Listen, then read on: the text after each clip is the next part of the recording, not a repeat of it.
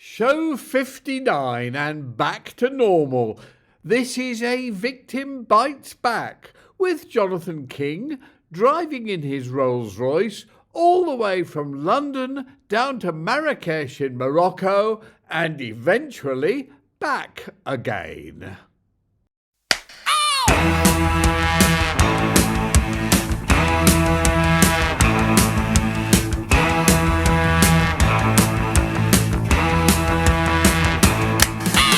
You'll have to go back to episode 3 or 4 of A Victim Bites Back some months ago in 2022 to get my full coverage of Algeciras, which has grown enormously and now has thousands and thousands of enormous ships and boats of all kinds, and the same about Tangier, which we will soon be reaching, which again has expanded enormously, I think taking most of the traffic from Europe to Africa and vice versa.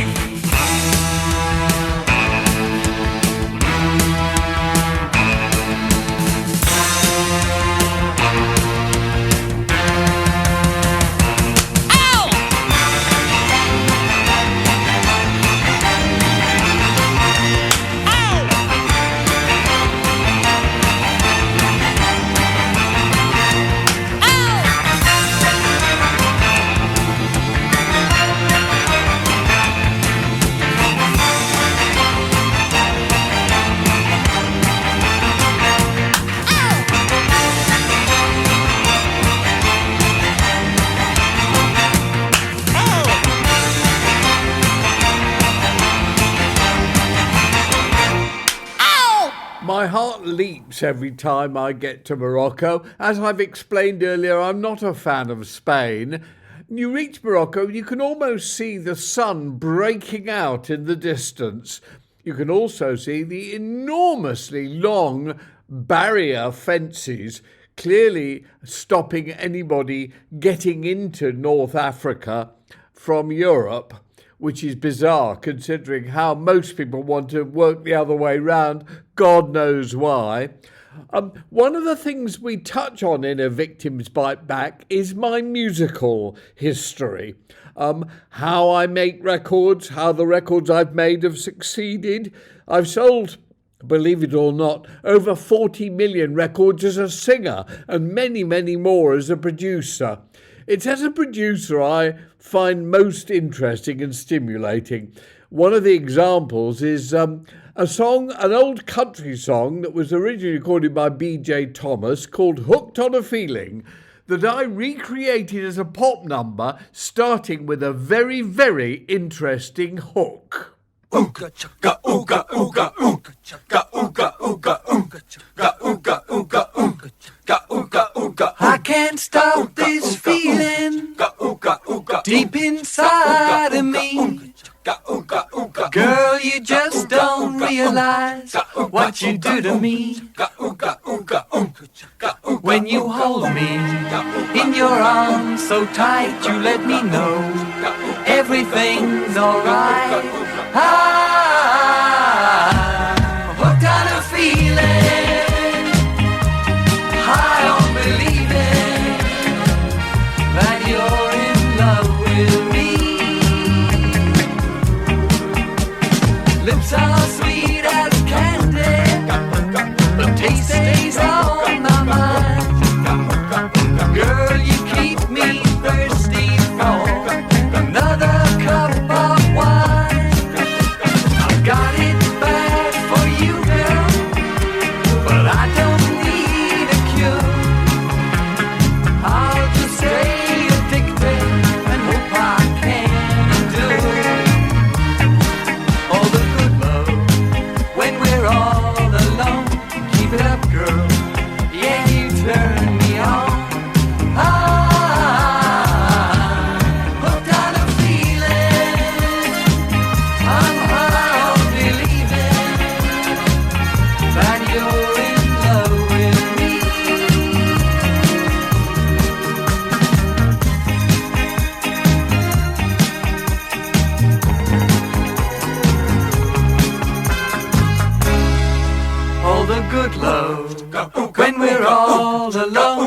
Keep it up, girl. Yeah, you turn me on. Hooked on a feeling. I'm high on believing like you're in love with me. Hooked on a feeling. High on believing like you're in love with me. Hooked on a feeling. I'm high on believing like you're in love with me. There's been some amazing television on lately. The 3 editions of Doctor Who, written and featuring Russell T Davies, who I think is a huge talent, I thought were all superb. And I'm watching The Crown at the moment. It's been rather badly criticised, the final series, the last 6 shows. I've only watched show number 5, which is the one about William. And I thought it was absolutely fantastic. It was very pro-Charles, which the media tells you is not allowed, but actually I think is the reality. And I found it very moving, beautifully written, beautifully acted. The critics described it as wading through porridge. I think that's totally wrong. I found it fantastic.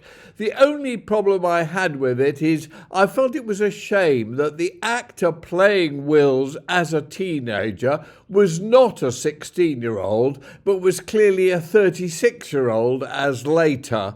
And as a result, you got the feeling that all that teenage angst was not really accurate.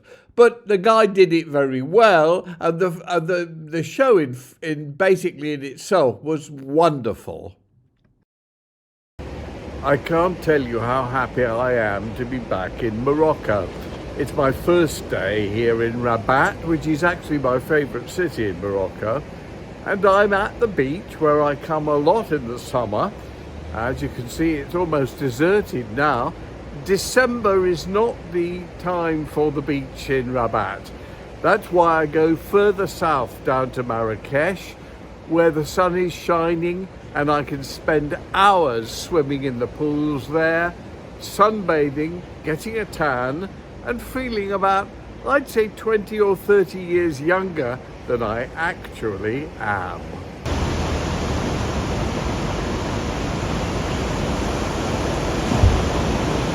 I've been coming to Morocco for about 60 years now, since I was 20. And I love this country, I love the people, I love the culture. I love all the fact that all the cities are completely different from each other. They're very much like separate countries. My favourite, as I've said before, is Rabat, actually, which is also technically the capital, and the royal palace is here. It's generally not very much a tourist city, and it's twinned with Saleh, which is not at all a tourist city, and it's just across the bridge. It's basically part of Rabat. And I've made so many friends in Saleh over the years. The awful thing is now that I am now the age of grandparents, and I have so many friends who are now grandparents, not just parents, not just children, grandparents. They were the same age as me when I first came here. They've been friends of mine for 60 years, and they now proudly show me their pictures of their grandchildren. So why am I not keen on Spain, I can hear you ask, as I leave Spain for the vast country of Morocco? Well, there's a lot of reasons. I don't really like the language. I adore Italian, which is my favourite language in the world, and Spanish is like Italian, only lisped, and as a result is unattractive as Italian is attractive. I'm not mental for the food. There's some fabulous hams, and paella can be edible, although the best paella I ever have is in Tangier, funnily enough. But I don't really like the food much. I don't like the places, the cities, the countryside. I don't like the attitude of many of the people. Of course, it is absurd to be generalising. And as I've previously mentioned, I adore the city of Seville, which is one of my favourite cities in the world. So I'm not 100% against Spain. It's just that I really do prefer Morocco, for example, which is very French-based. The medical situation and everything is all very much based on the French system. And of course, that's the other great advantage. I can understand and speak a little bit of French and Italian, whereas I don't understand a word of Spanish, so that is not helpful either. For other reasons, I'm quite glad to get out of Spain and into my beloved Morocco.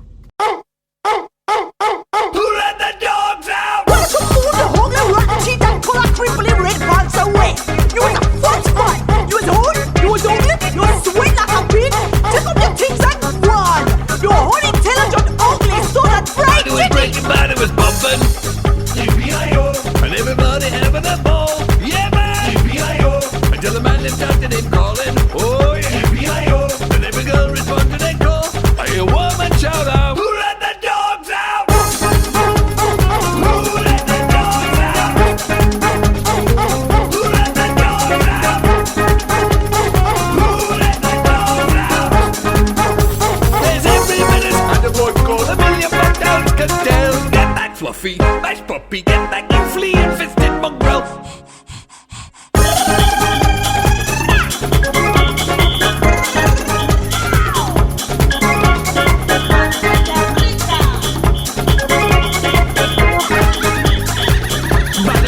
Down the music, hey, because I didn't get in out of hand, yeah man, because everybody started singing it, oh, from a DJ to the barman, all the party singing, who let the dogs out, who let the dogs out, there's every minute, and the boy called a million bucks down, can tell, get back Fluffy, nice puppy, get back you flea-infested mongrel.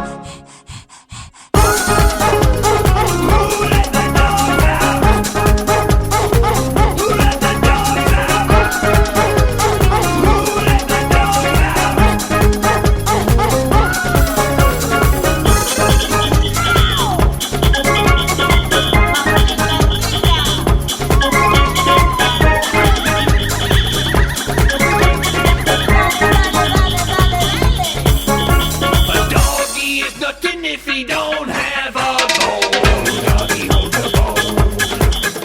A doggy is nothing if he don't have a bone, doggy hold the bone.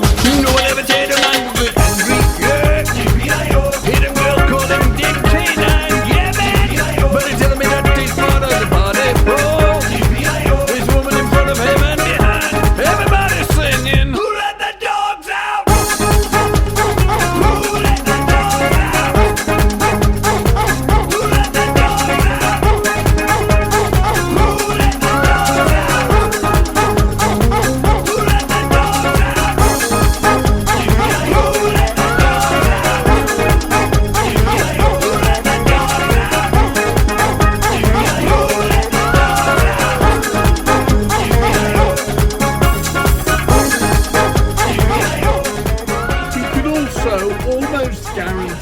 Sunshine in Marrakesh.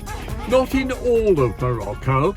The northern points, especially Rabat, can be quite mixed in the winter months. So really to be here during November, December, January, February is not much fun. Whereas when you motor down south to Marrakesh, it's only a couple of hours, 3 hours drive south, but it just changes everything. Suddenly the weather is wonderful, you've got sunshine nearly all the time, you can swim, you only need to wear a t-shirt. It's actually gorgeous in Marrakesh in the winter months. Why is it considered anti-Semitic to oppose what Israel are doing in Gaza? It's ridiculous to me to be against any specific religion. I basically think all religions are rather pointless and stupid in many ways and have got great advantages in many ways. But I'm not anti the Jewish religion, just as I'm not anti-Muslim or anti-Christian or any other particular religion. I'm against an awful lot of things that people do in the name of religions, but not against the religions in particular. But likewise, I'm not against the Jews as a race, just like I'm not against the Arabs. I'm not pro the Jews or pro the Arabs. I very much care about individuals. I have a lot of friends of all different colours, castes, religions, sexual orientations and everything else. Individuals are what matter. But what's going on in Gaza at the moment is absolutely astonishingly ghastly. The way that Israel is behaving towards Palestine, or specifically towards Gaza, is shocking. Now, they excuse it by saying they're opposing Hamas, who do seem like a terrorist organisation and have behaved equally badly as terrorists. And they say that the Hamas are using civilians as human shields, and the only way to beat Hamas is to kill those human shields. I'm sorry, it is not acceptable. The way Israel is behaving in Gaza is remarkably reminiscent of the way the Nazis in Germany tried to destroy the Jews. It is frighteningly similar, and I think the world should get together and stop it. All I can do is lay by the sun and read a good book and drink a nice cocktail and look at the view and enjoy the sunshine and do as I try to do, and that's swim very slowly, the breaststroke, for about 5 hours a day, 2 hours in the morning, an hour at lunchtime, and 2 hours in the late afternoon. Did you watch MasterChef The Professionals? I love all the MasterChef series.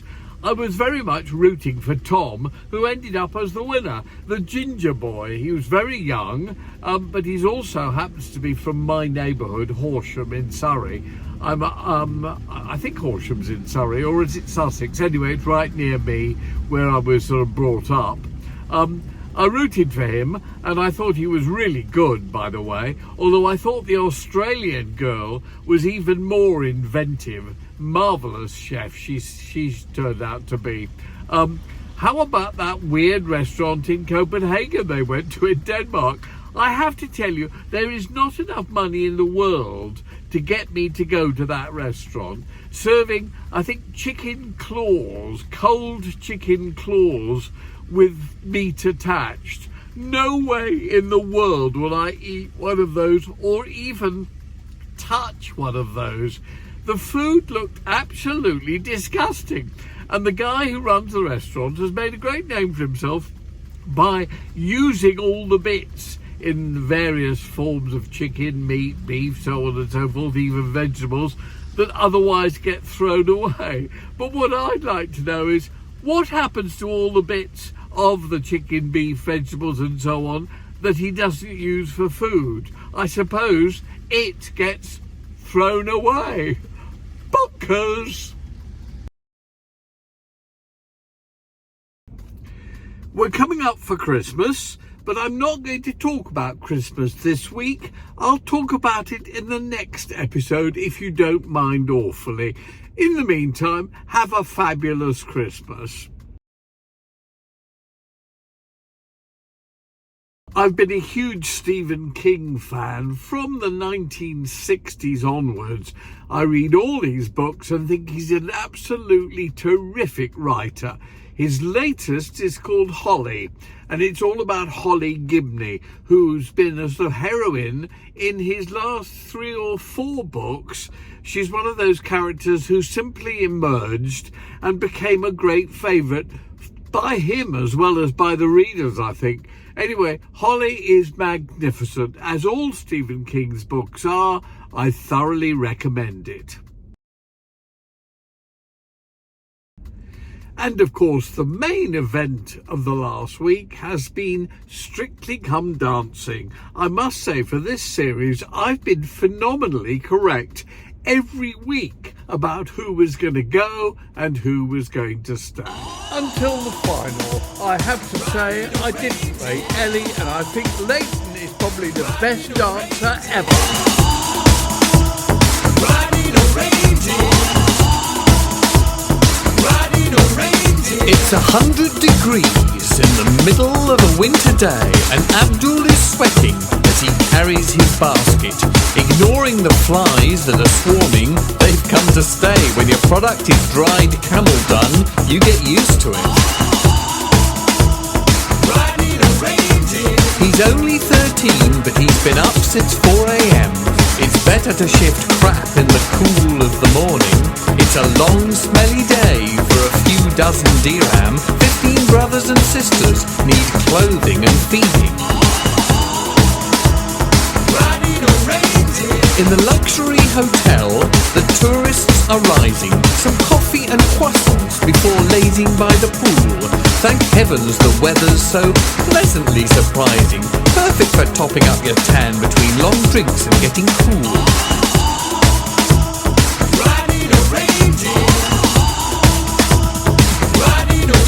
It's over 2,000 miles from Helsinki to Agadir, but in this age of aviation, it really seems very near. Though it's two worlds apart, there are people there and people here, but it's like a million miles when you're riding a reindeer. Riding a reindeer. Riding a reindeer. Abdul is thinking about couscous and sports. Soccer on a waste-ground playing field between rocks of cement. Wishing he could pay for some boots and some new shorts. Dreaming of scoring the winning goal in the Tarudal tournament. Riding a reindeer. At lunchtime, the guests are playing bingo in the restaurant. Over the salmon and special coquillage white wine. Good heavens, the winner of the CD player's that lady from Finland. That little white-haired granny who can't speak English and smiles all the time. Riding a reindeer. Every year she comes, the smarmy manager whispers to his friends. Keeps herself to herself, goes out walking for no good reason. Pays her bill and then leaves for the North Pole once again. Aren't some people strange? I don't know why she bothers to come here each season. Riding a reindeer. Riding a reindeer. It's over 2,000 miles from Helsinki to Agadir, but in this age of aviation, it really seems very near. Though it's two worlds apart, there are people there and people here, but it's like a million miles when you're riding a reindeer. Riding a reindeer. Riding a reindeer. Abdul's mother is sick and 2 babies are starving. The water from the river was polluted again. He's so tired, he's so weary, scabs on his lips, his mouth is hurting. Is all life like this? Constant dull, numb, nagging pain? Riding a reindeer. There's a knock on the door. It's the village official. Are you sitting down? You're very lucky today. Every year one family is given much money by a strange little lady with white hair from far away. Riding a reindeer. There are clothes, there is food, all the children will be fed. There is school, he wants to learn, reading and writing for the boy. There are soccer shoes and shorts, satin white with stripes of red. Tears come to his eyes, tears of happiness and joy.